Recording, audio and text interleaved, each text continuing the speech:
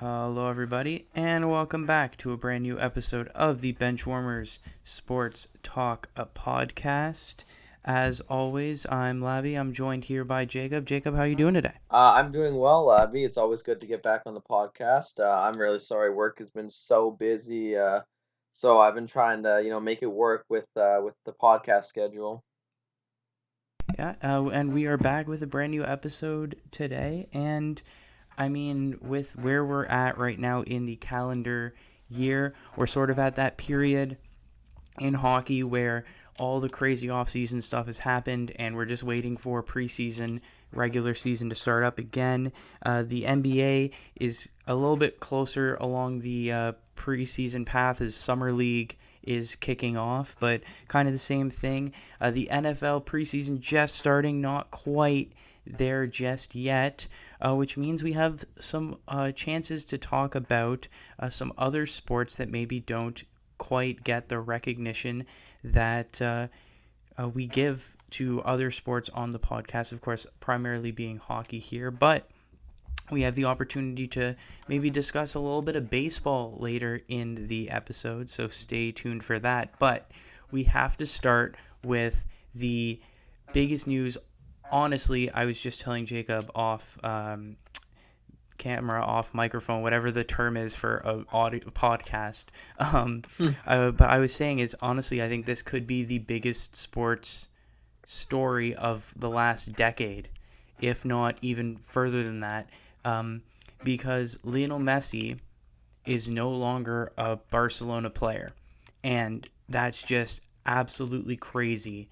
Um, so there were rumors going back a couple of weeks ago that we discussed on the podcast of Messi potentially wanting to leave, Messi potentially not being able to stay, and now we're at the situation where Barcelona offered Messi a contract. He was going to re-sign, but they can't afford to. So Barcelona literally does not have the financial capacity to re-sign Messi because they're that broke. And so because of that, Messi doesn't really have a choice, has to go sign elsewhere. And really, most soccer teams are broke right now with just how expensive players are nowadays, in addition to the money lost due to the pandemic. Very few teams can afford to sign a guy like a Lionel Messi. One of the teams that can, Paris Saint-Germain, PSG. So Messi's going to France, and he'll be playing with Neymar and Mbappe on PSG. And you might as well just hand them every single trophy right now. This is absolutely crazy of a news story. Jacob, how are you processing all of this? Well, I've been a Barca fan my entire life, and honestly, for Messi to go, it sucks. But like you said, financially, they can't afford it. Um, Also, PSG I think is great. Honestly, I was looking at Messi. He changed his number from 10 to 30 and it's still like unreal. Like it actually happened. He's no longer at Barca. He even said he wanted to he'll like take 50% or he'll only take a 50% cut or something, which goes to show that he didn't really want to leave. Um but obviously with everything nice in life, like sometimes things got to end and Messi just, it's unfortunate because I really wanted him to retire as a in the Barcelona, but obviously that couldn't happen, and obviously it sucks. But he obviously he wants to win. At the end of the day, he wants another chance to win, and I think with PSG in France, with like you said, Mbappe and the reunion with Neymar, it's good for him. It's really good for him, and I really hope that I really hope he puts up Messi numbers.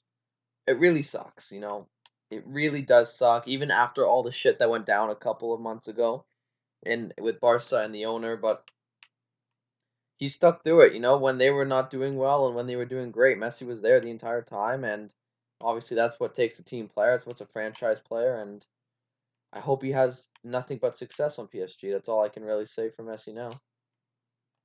Yeah, no, for sure. I think there's like three big points you touched upon there. Like the first is the whole concept of, I think when people say Barcelona, and obviously Barcelona, a huge historical club, they've been around forever, they've had great players, forever. But, if you told someone, name a player for Barcelona, and we're talking about, like I said, a club that have had, some phenomenally talented players. You look at Xavi, Iniesta, like Ronaldinho, like so many phenomenal players. But if you ask someone, name a player who played for Barcelona, 100% of people are going to say Lionel Messi. He represents that club so much that he's become synonymous with that team, which is so hard to do given how many talented players, have played for Barcelona. Yeah. Well, he's the face of that team and that franchise. No, absolutely. And that's why it is a shame to see him leave, because, the whole one club player, one team player, it's such a rare occurrence nowadays. Players are switching teams, a lot more frequently across all sports. And, it's always a shame when a player is not able to finish his career all in one team, especially if he wants to. And then, if you look at the performance of Messi versus the performance of his teams, like, realistically, Messi has dragged Barcelona kicking and screaming to, like, second, third place finishes in the league the last couple of years. Barcelona are kind of a mess, and Messi, not pun intended, I guess. Yeah. And Messi's really been the only reason for them continuing to have success where they are. Now, look, Barcelona are still Barcelona, so I'm not going to sit here saying, oh, they're going to be like 15th without Messi, oh, they're going to be 10th without Messi, but they're going to struggle without Messi. I think, they're clearly behind Real Madrid, they're clearly behind Atletico Madrid, and we talk about this, like, the Spanish league is really a big three. It's Real Madrid, Atletico Madrid, Barcelona, and then everybody else. I'm starting to think that everybody else, some of the more talented teams like the Sevillas, for example, might have a legitimate shot at finishing above Barcelona. They'll be fine. They'll probably still qualify top 4 Champions League, but they're going to be well off the pace to win the title, and it's because they don't have Lionel Messi. And for people who have maybe been critical of Messi's performances maybe the last few years, which I don't know why you would be, you're going to see just how valuable Messi was to Barcelona when you see how much Barcelona struggles with this upcoming season without Messi. And then you mentioned you want to see him do well in Paris. The guy is going to do well in Paris, man. Like, it's just a fact. I mean, you look at the numbers that he's been able to put up in La Liga, and not even looking at his prime, if you look at the last couple of seasons that he's had, like I said, in Barcelona, if you just go back to last season, he had 30 goals in 35 appearances. The previous season, he had 25 goals in 33 appearances. Going back to 2018-2019, he had 36 goals in 34 appearances in La Liga, in a Barcelona team that is probably worse than this PSG team. Now, sure, you can argue that he might not get as many goals because he's going to be playing in a front three with Neymar and Mbappe, and they're also going to score a lot of goals, which is true. But if you go back to his prime Barcelona days where he was playing with Neymar and Suarez, who I think Suarez and Mbappe, he was playing in a dominant front three and he was still scoring. If you look at his numbers from like 2010 to 2014-15, 31 goals, 50 goals, 46 goals, 28 goals, 43 goals, and that's in La Liga. The French league is much weaker than La Liga. Like, you're telling me that when PSG goes and plays against Nantes or against I'm trying to think of like random, like a Toulouse or like any team not named Marseille or Lyon or Lille, like you're telling me PSG aren't going to be able to win 5-6-0 and Mbappe, Messi and Neymar are all going to be able to score goals? Like, it's going to be ridiculous. Lionel Messi scoring at least 30 goals this season. He's going to absolutely rip that league apart. And PSG, obviously, their aim is to win a Champions League, and I think this has to give them a lot of confidence moving forward that they can take another step in achieving that. Well, when you really talk about it, when you really think about it, um, like Messi yeah, like you said, he's dragged that Barcelona team year in, year out, whether they're doing well or doing not. He's been there. And it goes to show that I don't think he really wanted to leave. I don't think there was ever, obviously he had that little time where, oh, what's going to happen? Is he going to stay? Of course he was going to stay. That's his home. That's his team. That's his like family. And obviously he's going to go to PSG and he's probably going to light things up there because he's Lionel Messi. Now he's got a, like you said, easier league and great skill around him. But to see a player like that leave, like you said, like that's like a Crosby leaving to go to like another team because Penguins can't afford him. That's like the greatest player of all time in that franchise leaving because your team can't afford you, which sucks. It really does. But it's a business at the end of the day, and hopefully Messi continues to play, which yeah, like you and I both agree. I think he will, but I hope that he's able to keep up this extremely great play that he's been so good at for the past however many years he's been playing. Like watching Messi is it's so much fun. It's one of the reasons why I like him. And I continue to watch Barcelona and was a huge fan of them forever was because of Messi. And I'm sure a lot of people are in agreement with that. So I hope Oh no, that absolutely. I really do hope that Lionel Messi continues his dominance. Um, a player like that is a generational player and does not come by very easily or very often. So to see him leave is really disappointing. I wanted him to kind of finish there, but you know, he's gonna do a lot of work in Paris. So congratulations to Messi for actually gonna get some good talent and help around him. And like you said, Barca's still Barca. It's now Barca without Messi though. So how well will they really do? Yeah, and then outside of just, league success and actually like the performance that you put on the soccer field, like you said, I think a lot of people, particularly outside of Spain, became fans of Barcelona, so to speak, or watch Barcelona play because of Lionel Messi. Hmm. Um, Apparently, they've already seen an 80% decrease in jersey sales, Wow. and he's been gone for less than a week, which I think is pretty fair. Like, if you're not a Barcelona fan, the only reason you would ever buy a Barcelona jersey is so that you could have a Messi jersey. Yeah. So Barcelona are really going to be missing out on that aspect as well. The last thing I'll say is, from a North American perspective, who's thrilled that Messi has left Barcelona is the MLS, because he signed a 2-year deal with the option to make it 3-year deal at PSG.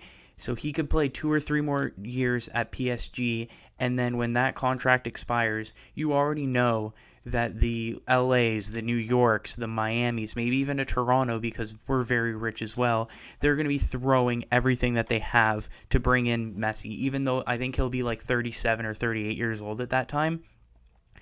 Uh, Just like I said, having Lionel Messi at your team makes you millions just in jersey sales and sponsorships and all of that stuff.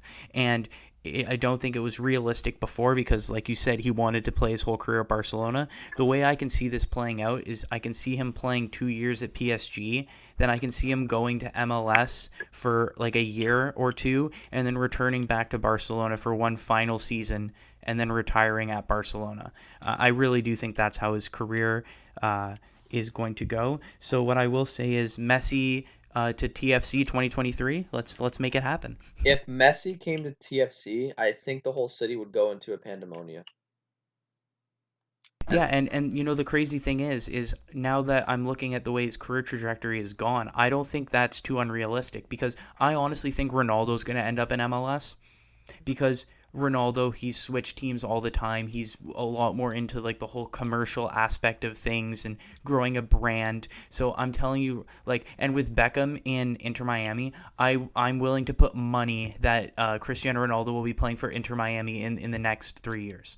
Um, Messi, I didn't think was as realistic because I thought he was just going to play with Barcelona his whole career. Now that he's not, I can see it. I can see it a little more. It still might not happen because obviously if Messi doesn't want to come to North America, and he might not, he might just want to stay in Europe his whole career, which is fair.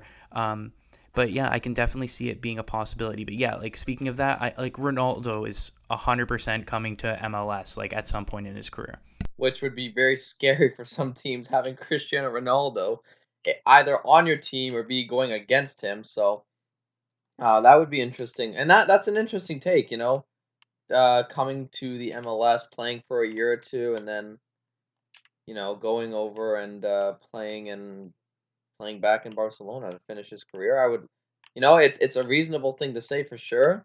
I don't know how likely it is that it will happen, but at this point, anything is possible. Messi's not playing for Barcelona, so um, you know, anything can happen, which is sad to say and kind of sad to kind of see. But yeah, having Messi or Ronaldo, like some of the greatest players in the world, play in like that division, like in the MLS, would be incredibly great. Would be great for MLS first off. You get a lot of publicity and, like you said, jersey sales and everything.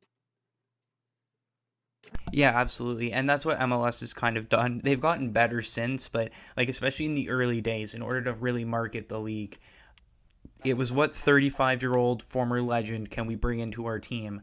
Um, and you look at players like Zlatan Ibrahimovic, David Beckham, Thierry Henry. They all had stints in MLS, and they all still played really well in MLS. And like you said, from a jersey sales perspective. So whether or not it's realistic, we'll see. But yeah, I mean, like you've seen people lining the streets in Paris trying to buy a PSG jersey. Like I said, Barcelona sales have gone down 80% since Messi left.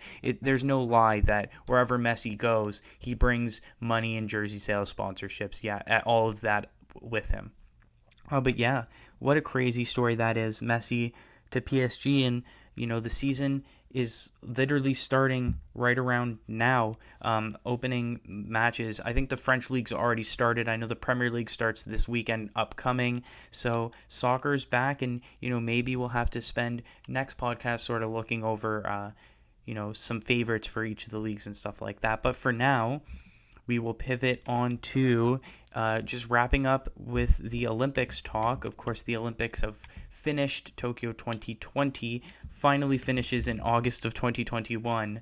And, before I ask you, Jacob, sort of what other sports you've been following or what your favorite moments from the Olympics are, let's just get the main story out of the way, at least especially in Canada, and that is the Canadian women's soccer team. And for anyone who follows me on social media or for anyone who's been listening to the podcast, you know that the one thing that I wanted from this Olympics was Christine Sinclair and the women's soccer team to win a gold medal.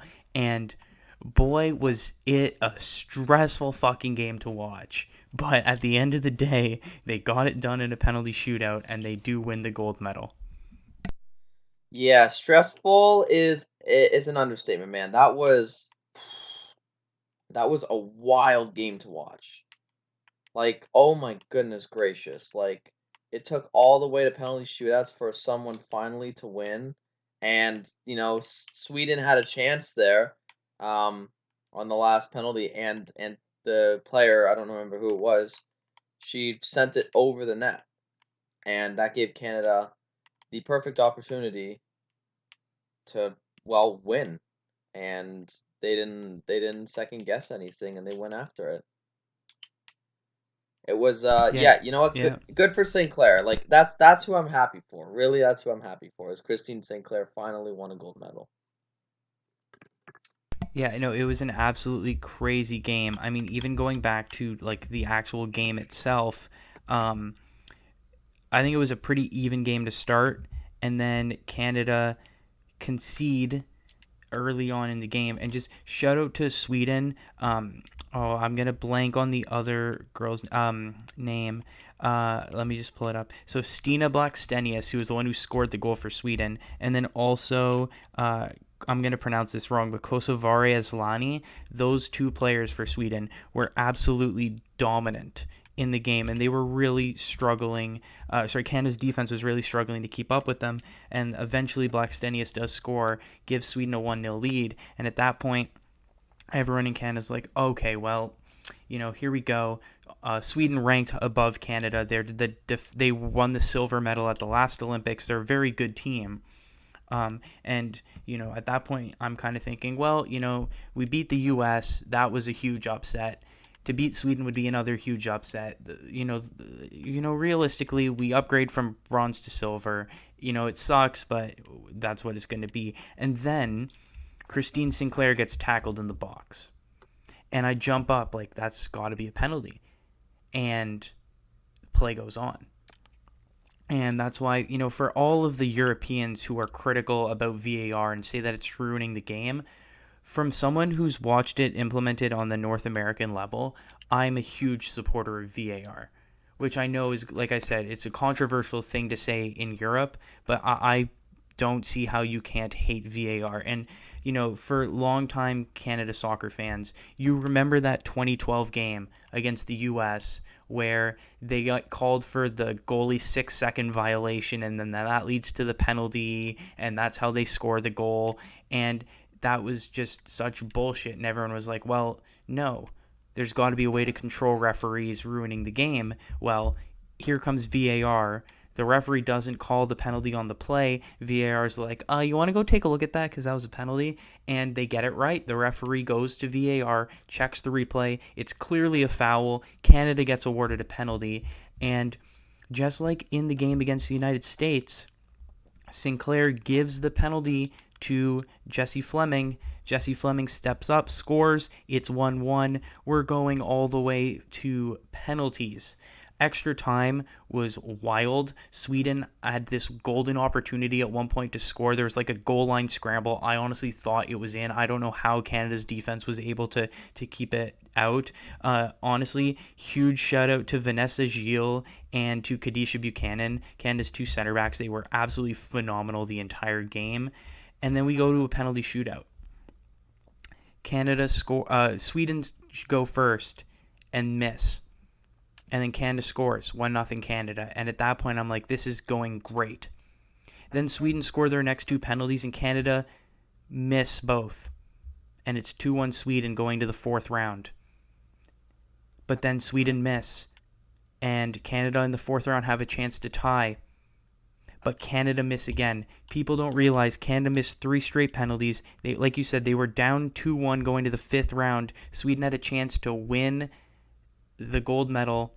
And like you said, she puts it over, which is, my heart breaks for her. Sarah Seeger, she's the captain of Sweden, longtime legend of the game, and that's gotta really suck for her to miss the net like that. And I do feel really bad for her.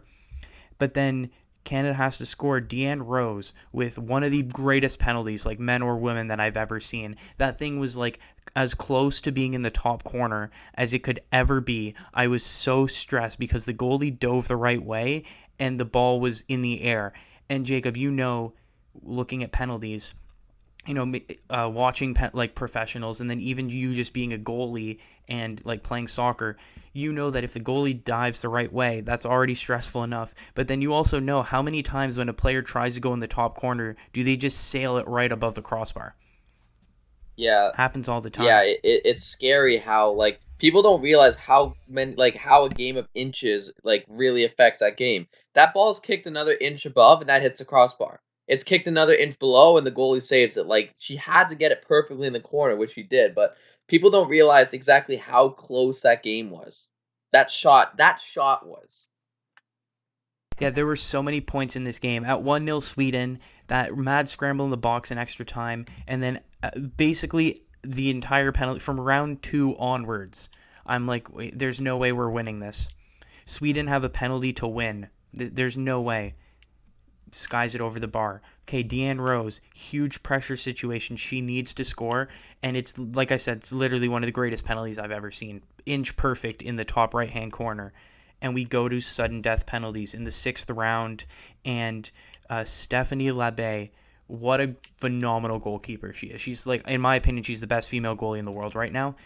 For Canada, she makes well, it wasn't the greatest penalty, but you still have to make the save, and she gets down bottom right hand corner, she dives to her left, makes the great save, and then up steps 20-year-old Julia Grosso. 20-year-old Julia Grosso. She doesn't play professional soccer because she's so young. She's still playing college soccer. She plays for the Texas Longhorns. Okay, let's just casually get this 20-year-old player still playing in college step up and take the biggest penalty in Canadian soccer history.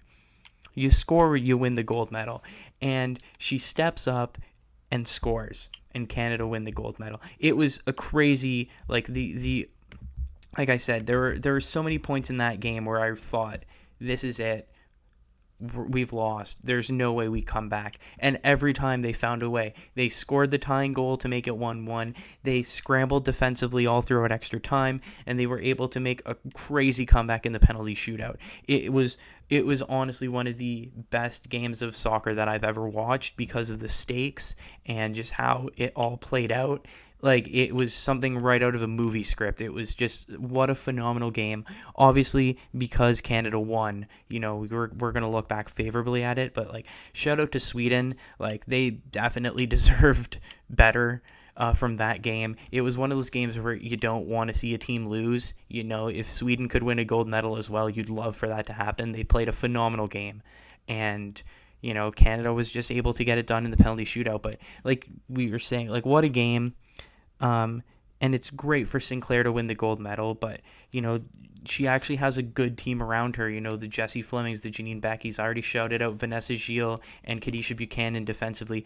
Deanne Rose, outside of that penalty, was also phenomenal. She came on as a substitute, and I think she was playing right back, and she was, like, explosive up the wing the entire time she was playing. Yeah, and we look at that game-winning penalty shoot. The goalie got a good hand on it too. And when it deflected, I'm like, oh no, that's gonna deflect and hit the crossbar. But it deflected just enough under the bar. Like, it was that close. It was a game of inches the entire game.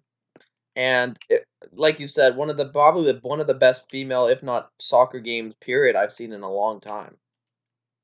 And huge shout out to Sinclair. Finally started playing at 16. She's 38 now, so she finally becomes a gold medalist after having so many problems against the States and so many issues. And like you said, Sweden was an absolutely outstanding team. They arguably should have won that game, but Canada are champions, and I couldn't feel any better than a nice sweet gold medal win to wrap up the Tokyo Olympics. Yeah, no, like you said, like, I honestly thought the goalie saved that penalty. I really did. I was like, oh my god, she got a hand on it. What a say! Oh my goodness, that's in. That's in. Canada won. I went from, oh my god, it's going to another shootout, to, okay, we just won the gold medal. It was. Yeah, it was absolutely crazy. And the thing that I think I'm probably most excited about too is just because we're going to sort of go into a wrap of, like, what were the main storylines for you all Olympics. The most watched Olympic event in Canada was the gold medal game. It started at, I believe it was 8 a.m. Eastern time, 5 a.m. Pacific time for all you West Coast people. So, not many people are waking up at 5 a.m., 8 a.m. to watch Olympic events. When the penalty shootout was going on, 4.4 million Canadians were watching the game. It's the most watched broadcast, like I said, of Tokyo 2020 in Canada, and that's great. It shows the support is there for soccer in Canada, and not just men's soccer, but women's soccer as well. The support that both the men's team throughout the World Cup qualifiers and Gold Cup, and the women's team has gotten out now throughout these Olympics, it's phenomenal. Soccer in Canada is growing tremendously well. And, Canada, obviously we had the three teams in MLS. Now we have the Canadian Premier League, which, if you are a Canadian and you live in a city that's not Toronto, Montreal, or Vancouver, there might be a Canadian Premier League team near you. There's some East Coast teams. I know there's a team in Halifax. There's some West Coast teams. There's a team in Calgary. I believe there's a team in Winnipeg. There's also a team, I believe, in Victoria, BC. But yeah, it's great to see Canada get their own league, continue to develop players. And that's why I think the next step is those teams need women's teams. Toronto FC, I know you're not listening to this, but we need a Toronto FC women's team. We need to continue to grow this game, because the reality is the Canadian women's team won a gold medal, and we don't have a domestic league. There's no way to support women's soccer players in Canada because that infrastructure doesn't exist. And yet, despite that, they were still able to win a gold medal. And they're still able to, attract 4.4 million Canadians to watch their gold medal game. So we need to realize that and invest in it and get a professional team, get more growth in women's soccer, because they definitely deserve it based on the support that the public has shown. There's clearly an interest in it. If you're telling me the Toronto FC women's team gets created, that people aren't going to go and watch the game.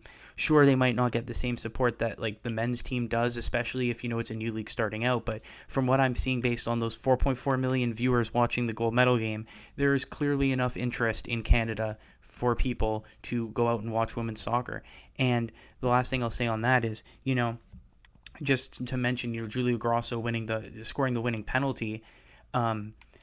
She would have been, just doing some quick maths, 11 years old when she saw Christine Sinclair score a hat-trick in the 2012 Olympics against the United States in that game where they lost. And then 9 years later, she's a teammate of Christine Sinclair's winning the gold medal. 9 years from now, there's some 10, 11, 12-year-old girl who just saw Julia Grosso score the winning penalty. 2 Olympics from now, 8 years, 9 years, 10 years down the road, those are the people who are going to be wanting to join the Canadian team. And if we have a women's league, if we have women's teams in Canada, it's only going to make that path so much easier for them and give them so much opportunity to get to that point. Yeah, like you say, imagine if there was a league for women, and we could, develop them properly and give them the resources and the facilities in order to train. Imagine how strong Canada would be for the next 10 years. It would be incredible to watch Team Canada go out there every day. Not only about the men's, but the women's going out there and putting their all into every single game. It would just probably be one of the greatest things you could imagine and you could ask for as a Canadian soccer player. We talk about how women's hockey is starting to take off with the NWHL and Toronto having a team there. So yeah, what's up, MLS? If we had a women's league for MLS, I think the popularity of soccer would increase significantly in Canada. Yeah, absolutely. There is I don't know it's the NWSL, I think it is, which is the North American Women's Soccer League. There is a league that exists, but there are only American teams. So like you said, Toronto, let's get a team in that league, at the very least. But realistically, the Canadian Premier League on the men's side, it's been a success despite literally creating the league when the pandemic hit. They've been able to, continue to work and to throw back throw a league. Remember, I think it was the XFL. Remember when they tried to start another football league and then the pandemic hit and it unfortunately tanked the league? Yeah.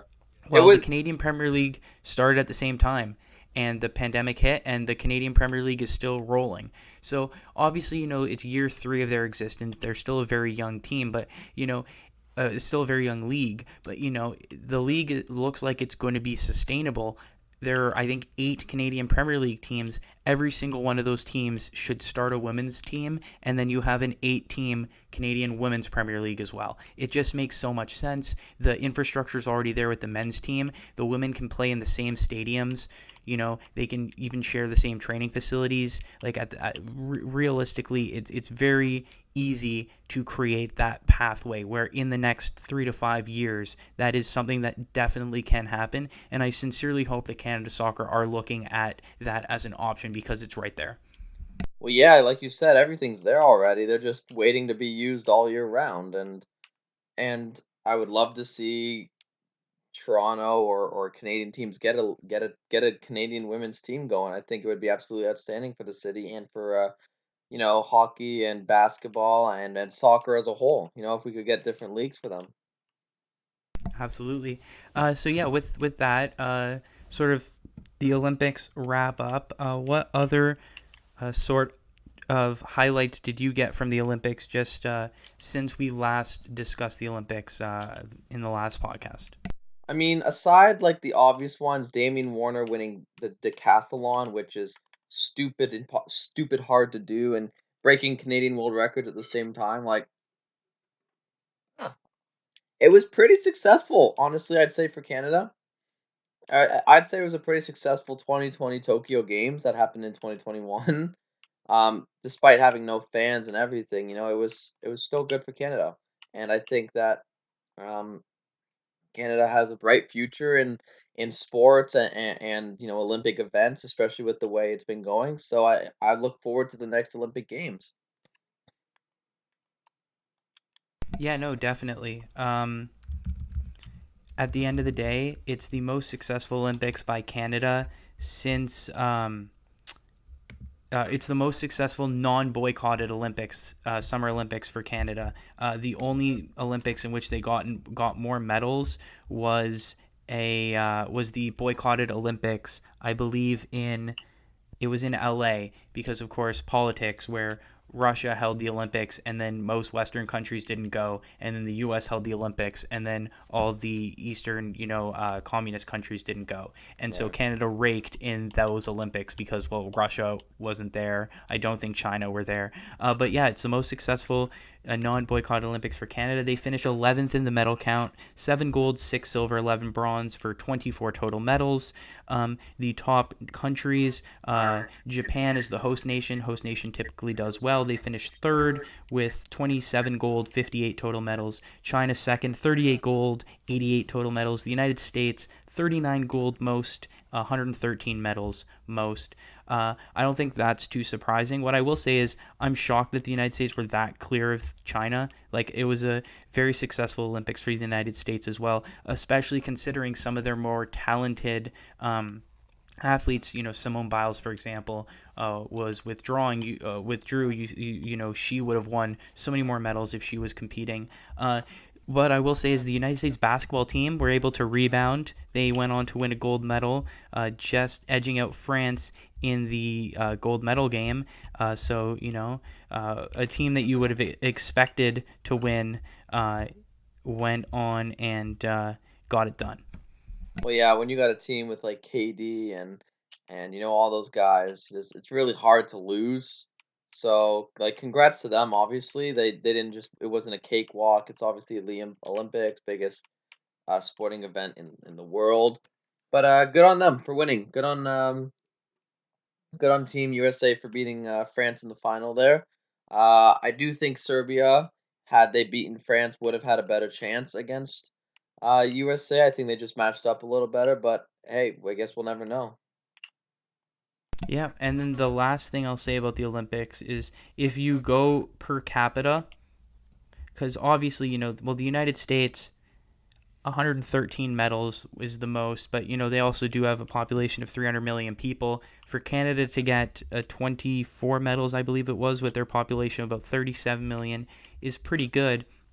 If you go to medals per capita, meaning like one medal per so many people in your nation, did you know that San Marino won 3 medals at the Olympics? Population of 34,000 people in their country. I did not. What did they win?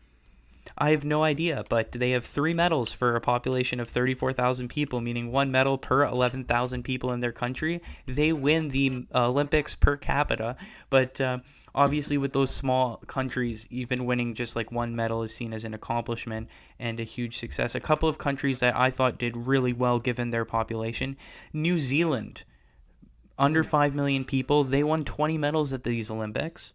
Wow. Okay. Jamaica, obviously small island nation. They're just unbelievably good at sprinting.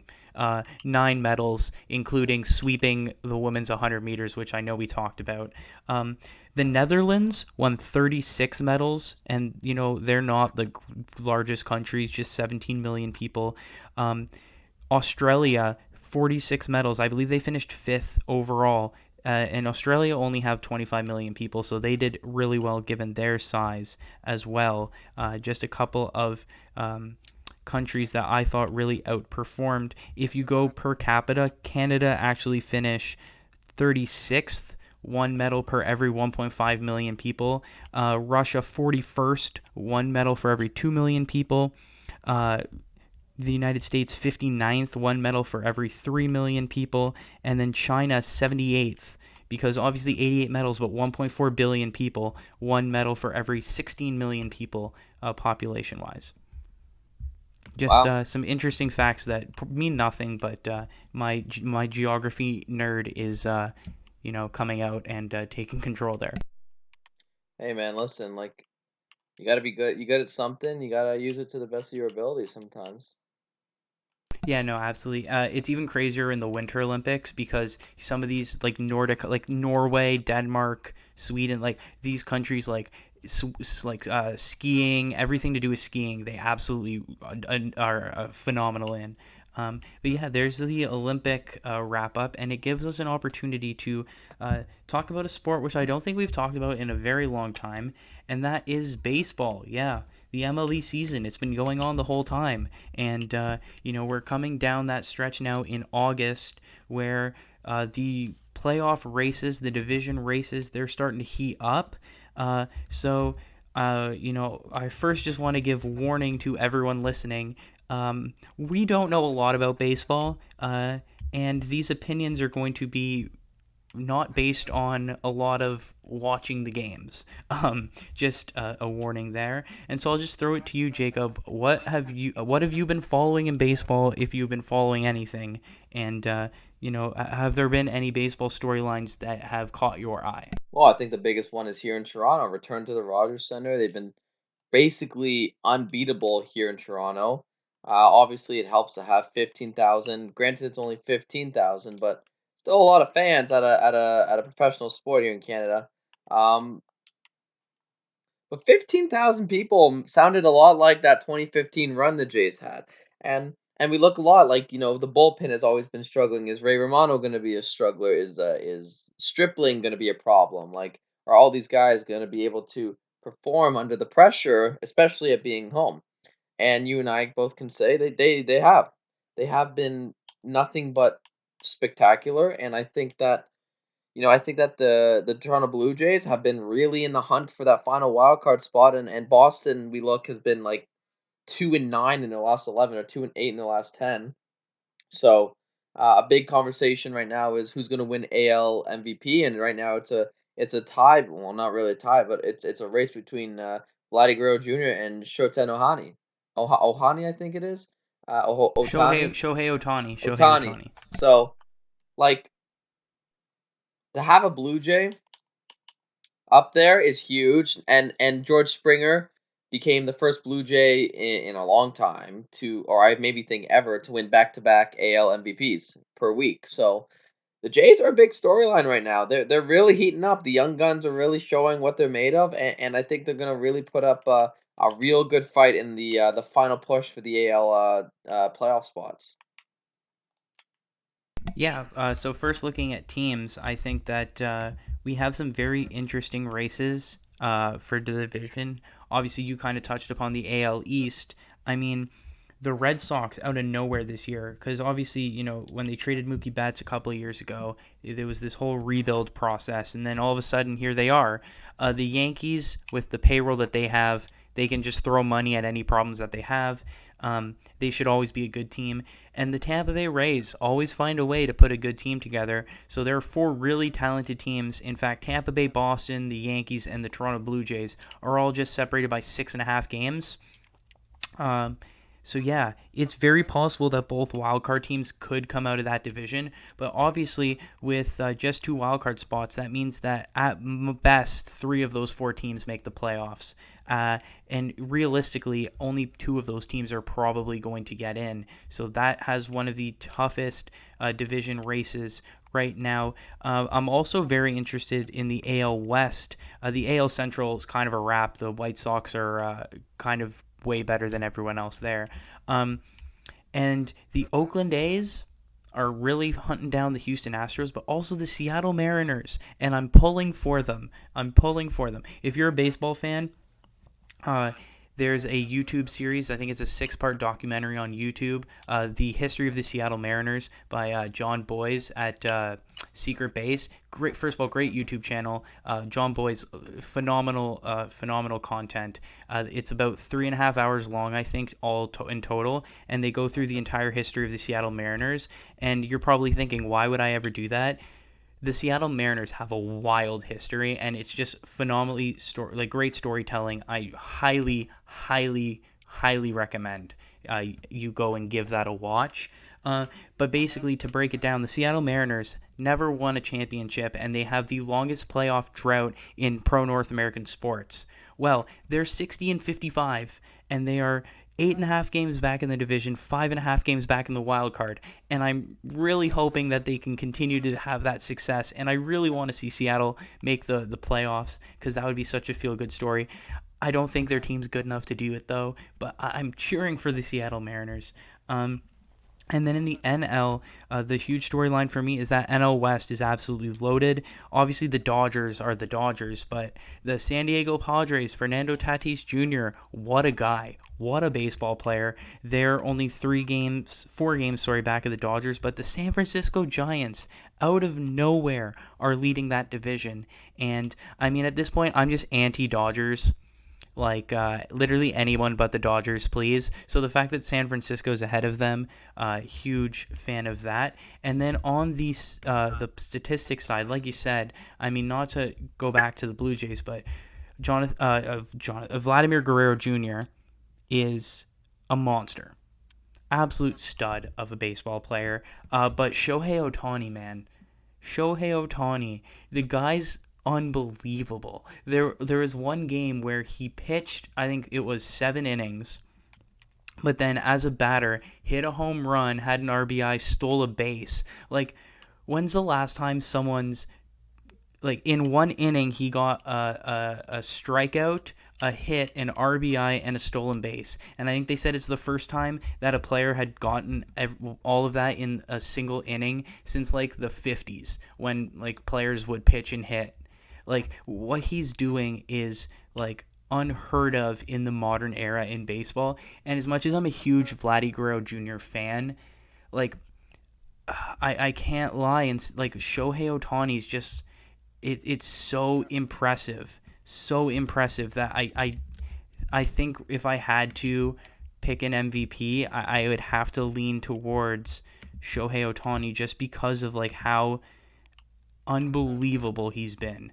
The other thing I'll say is it's so disappointing that Jake DeGrom came down with an injury, because up until his injury he was 7-2 with an ERA of 1.08 and a WHIP of 0.55, which is like he was literally on pace for one of the greatest pitching seasons of all time. And I don't care that he's injured. I hope he wins the Cy Young anyways, just because of just he was having such a monster season and he deserves that type of recognition. Like I said, I'm not a huge baseball fan. I don't really know too much about it, but if I'm talking to someone, the best way of figuring out if I know they know anything about baseball is I ask them who's the best pitcher in the league, and if they say anyone not named Jacob deGrom, I know that they know absolutely nothing about baseball, because I know absolutely nothing about baseball, and even I can recognize that Jacob deGrom is on a whole nother level right now. And it's crazy to say that he should get the Cy Young. He's been injured for like a month now. Like, he, like you said, statistically the best season historically in the MLB, which is ridiculous to see, especially nowadays, since um it's harder for pitchers to keep it in the strike zone. with so many home runs being hit off them this year, which is, it sucks. But you know what? If he comes back, you're absolutely right. He should win the Cy Young. The problem is, if he comes back and he's not doing what he was doing before, then probably not going to win it, which is terribly sad to know about, because obviously you want to see a guy like that win. Someone so good like that and doesn't win the Cy Young because he was injured is heartbreaking, to say the least. Yeah, no, I mean, if he comes back from injury, like he's gonna continue to be on the level that he was at. But like you said, if you exclude all of these like pre 1945 like pitchers, like dead ball era pitchers, the lowest ERA post World War II is 1.123, done by Bob Gibson in 1968. And DeGrom was below that by when he got injured. So like when you say like one of the greatest pitching seasons of all time, like that was not an an exaggeration. That he was genuinely having one of the best pitching seasons of all time. And yeah, it sucks that he gets injured, but it looks like the Mets are going to maybe make the playoffs. I don't want to jinx them because they're the Mets, and if anyone's gonna find a way, they're gonna find a way. But it's a huge fight right now between Atlanta, Philadelphia, and the Mets. They're all within one game of each other right now in the division. It looks like they're too far back from the wild card to be able to compete for that. So only one of those three teams is going to make the playoffs by whoever wins the division. It'll be a really tight race going into September, going all the way down the stretch. Of course, we're at the point where teams are about 105, 110 games into the season. So we're looking at, what's that, like 50 or 50 odd games left in the season to go. And there's so much to play for. Oh yeah, like a lot of people obviously have the Dodgers winning because of their pickup of Turner and what's his name? I totally forgot the other guy part of that trade. Oh, it's gonna bug me. The Dodgers picked up two like extremely good players, and I can't remember who they are. One was Trey Turner, and the other one was, I think it was a pitcher. Oh man, you're gonna have to help me out on this one. I'm literally pulling it up right now. Did they trade for Danny Duffy? No. It was a two-person trade. It was recent. I will Google that while you continue to talk about the Dodgers. But yeah, the Dodgers. The Dodgers. It's like, it's why there is a cap in hockey, because they can just buy whoever they want. They can just do whatever they want. They can just afford whoever they want, and it sucks because obviously they're the favorites to win again. So I would like to see someone else win it this year. And the Giants are definitely up there as one of the teams I'd like to see to win for sure. Oh, Max Scherzer. Scherzer, that's it. Thank you. Yeah, literally acquired one of the best pitchers in the league. Yeah, because they can afford him, which is ridiculous. The Dodgers. Yeah, are they also traded for Danny Duffy. So they also traded for Danny Duffy, but that was definitely not the player you were thinking about. No, it was Scherzer. I thought it was Scherzer. I just wasn't confirmed.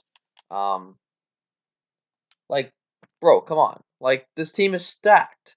You got Kershaw, you got Scherzer, you got Turner, you got all these guys that, and then you got Mookie Betts is on that team too. Like, you got all these guys who are in their like greatest time, like their prime, and they're all on one team. It's like the Tampa Bay Lightning of the MLB, is they have all the best players, and it's not frustrating per se, but I would really like to see another team beat them this year.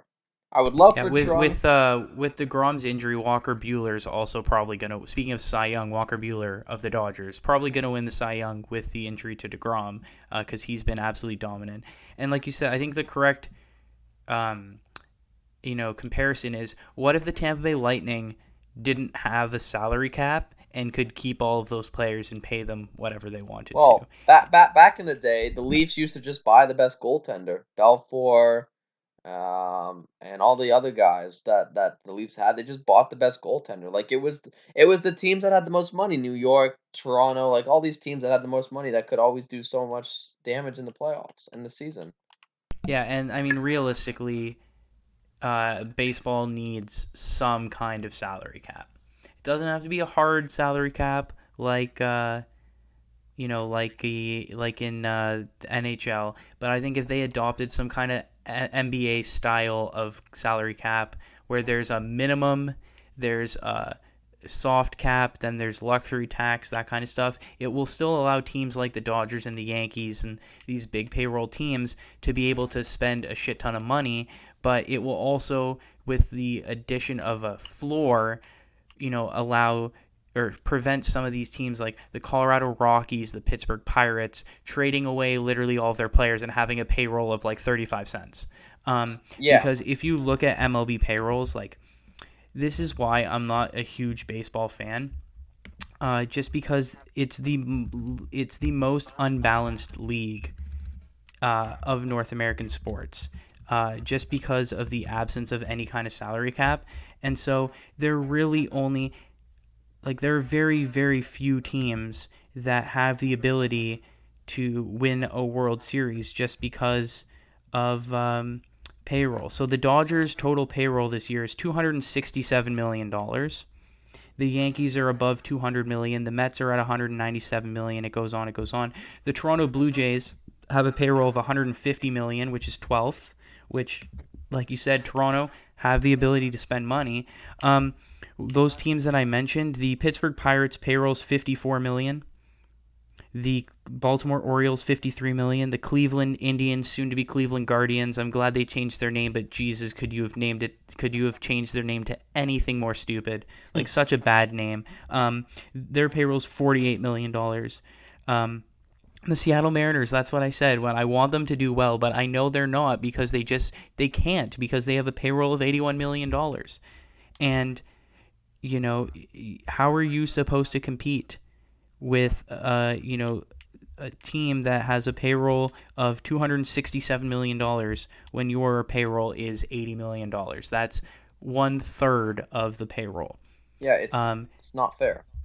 Yeah, so I mean that's why I think, and I think it's gotten out of control in the last couple of years, where it has gotten, I think, more extreme to the point where I think now is something where you could go and address that. And look, I understand it's like even going to MLS, for example, because there is a salary cap, but then you have designated players, so you can go and pay whatever you want on those designated players. So like I was talking earlier with like the Messis and stuff, like Toronto FC spend the most money in MLS by a mile because they have all of their normal players under the salary cap, and then they're like, cool, let's go spend all of our rich money on these unbelievable players that no one else can afford. The reason we have Alejandro Pozuelo and Jefferson Soteldo is because we're one of the few teams in MLS that can actually afford them. Pozuelo and Soteldo combined make more money than the rest of the Toronto FC team combined. But the thing with MLS is because you're only allowed a certain number of designated players, their money only goes so far because you can only do that for the 3 designated players pretty much. So if I go to, for example, here, looking at this article of MLS payrolls, team payrolls, Miami, $17.8 million. Obviously, we're talking about MLS, which there's way less money in it than soccer. But my point is like you have teams like Vancouver, for example, Philadelphia, that are down in the $8 to $10 million range, and Toronto's payroll is $17 million because they have money. And that doesn't include the new Soteldo contract, which means our payroll is probably closer to about $25 million. Now, the reason why it still works is because MLS is a newer league and there isn't a lot of money in it. So even the best players aren't making that much money. It's kind of like how in the NHL, an average player makes like $2-3 million, but the highest paid players only make like 12 or 13, like $12 million, right? In baseball, it's gotten out of hand because, the top players are making 30, 35, $40 million. And it's because of that extreme where it becomes unbalanced. And if it gets to the point like that, say in MLS, it will never get to that point. But, just hypothetically speaking, if you look at soccer in Europe, the reality is why did Messi go to PSG? Because there were literally only two teams that could afford Lionel Messi, PSG and Man City. And Man City had spent $100 million on Jack Grealish like 2 days before. And that's why, and I find it funny how a lot of Americans don't like European soccer because they're like, well, only 4 teams can win the league. I'm like, yeah, but you also then watch MLB where only 4 teams can win the World Series. Yeah, like pick your poison. Like it's literally just to pick your poison in a sense. Like are you gonna watch, like you said, the MLS where only 4 teams can win, or are you gonna watch the MLB where only 4 teams can win? And you're right, there needs to be a softer kind of cap on whatever, because you're seeing it like $40 million for one person is ridiculously stupid and overpriced. And honestly, it's not fair to the players who deserve more. Like look at Tampa Bay. Well, granted, their owners do some of that, but they make the best teams out of like no money, right? So despite losing Blake Snell, who should have gotten paid, but they didn't want to, they're still very, very competitive because they have a bunch of like smaller name people that just do the same. It's frustrating for sure. Like when you're trying to watch a game and you're like, oh, I'd like this team to win. Like your team now isn't based on money, but you have to win it based on skill and talent. And obviously, some days we talk about it where we know we're like some days we're playing better than others, or some days we're not playing as well. And instead of just going out and buying someone to fix a hole, you have to get better. And so I would like the Dodgers not to win. I would like the Giants or the Padres if that's possible, but I guess we'll have to see what happens. Yeah, literally anybody but the Dodgers. Um, but yeah, and I mean, like you said, oh God, I was gonna make a point and then it just totally skipped my mind because then I started yelling at the Dodgers. Oh, yeah, what I was gonna say is, yeah, Moneyball can only get you so far, right? Like the actual Moneyball team, the Oakland A's, still couldn't beat the Yankees. Yeah. Still couldn't get to the World Series. The Rays, sure, they did get to the World Series last year, but they got blown away by a Dodgers team that just has way more, you know, Well, money that resources at their well disposal. that And that that also came down to looking into analytics too deep, and that's a whole yeah, the story. Rays fully could have won that game. Yeah. But yeah, and so that's why when I look at the Toronto Blue Jays, and that's what I mean, like I'm cautiously optimistic because Toronto has the ability to spend money, but will they? Because here's the thing. With MLB is the players get absolutely no rights and then they hit free agency and then make like $300 million contracts. So Yeah. here's the thing, like sure we have talent, Vladdy Guerrero Jr., Bo Bichette, like Teoscar Hernandez. Okay, what happens in the next 3 to 5 years where all of those players are going to be demanding contracts in the hundreds of millions of dollars? Are we going to pay them or are we not going to pay them? Because if we're not going to pay them, then there's no point in cheering for this Blue Jays team because they're going to get torn apart in 3 to 5 years. Yeah. And the thing with like the Blue Jays run of the past with like the Bautistas, the Encarnacions, the Donaldsons, the Tulowitzkis, those were all aging players. So we knew that it was a limited window because they were all into their 30s. This Blue Jays team, their window could be open forever. Like if we open the bank, if we pull an Atlanta Braves, right? Like the Atlanta Braves locked up Acuna, they locked up, oh my God, what's the other guy on that team? Oh my God, why am I Donaldson? blanking? No, well they have Josh Donaldson? I No, thought no, no, he's he's in on the Minnesota now. Twins. He's in Minnesota now, but he was in Atlanta. Oh my God, who's the other young superstar that they have? They Uh, have I couldn't Ronald tell you. Acuna. I forgot, man. Okay, it might come to me. But the point is they have two really good young players, Ronald Acuna and the other guy that I can't think of right now. And they signed them both. So if you're an Atlanta Braves fan, you know you have those two guys for the next 5 years. I hope that they do that with Toronto because if Bichette and Vladdy Jr. and Teoscar Hernandez, those three guys especially, if you lock those guys up long term, then go all in as a Blue Jays fan. It's just a matter of, are they going to invest the money in those players? Because how many times have we seen smaller market teams, and unless Toronto's a big market team, let's be clear about that. But how many times have we seen smaller market teams? Like, look at the Colorado Rockies. They have Nolan Arenado. We don't want to pay him. Let's trade him. They have Trevor Story. I can guarantee you, because Trevor Story is a free agent next year, I can guarantee you that they're going to qualify him so they can get a draft pick when he signs for another team in free agency. Probably the Dodgers or the Yankees when they offer him a $300 million contract. Yeah, so I really hope that the Blue Jays open the bank for these young, talented guys. yeah, like you said, it's what's the point of all this if we're gonna lose one, two, or even three of the core that we need to do so well in like 3 to 5 years? So you're right. You're gonna have to pull a Toronto and maybe get a core four again. You're gonna have to pull what the Leafs are doing.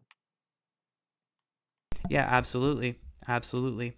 And that's the thing, at least with the Leafs, is like, the big criticism of the Leafs is, oh, we have all these superstars, but now we're up against the cap. Well, there's no cap in baseball, so you lock up all the superstars, and then you're still able to, build a solid team around them as well. You know what I mean? Which is a great opportunity. Ronald Acuna and Ozzy Albies. Those were the other two names that I was blanking on. They Nice. have Ronald Acuna, they have Ozzy Albies, and then they have now I'm blanking on the first guy that I said. But yeah, the Braves have some young superstars for sure. Yeah, and I think that's a good way to wrap up in saying that if the Jays really want to be successful and keep this core, they're gonna have to, open their wallets a little bit, and because these guys are gonna be asking for some big boy money, so they'll probably get paid with it too. Absolutely, but like you said, obviously limited to 15,000 now because of the pandemic. But when things go back to normal, you're telling me that Vlad Guerrero and George Springer and Bo Bichette and all of these guys aren't going to be enough to sell tickets through Rogers Center? Let me tell you this. It's probably hard to get Blue Jays tickets because they're limited to 15,000 right now. I'll just say that. And if there were no capacity limits, they'd be getting some sellouts because fans would be excited. And you talk about, to bring it full circle, Messi sells jerseys and puts butts in seats. So does Vladimir Guerrero Jr. And with that, thank you so much for listening to another episode of the Benchwarmers Sports Talk podcast.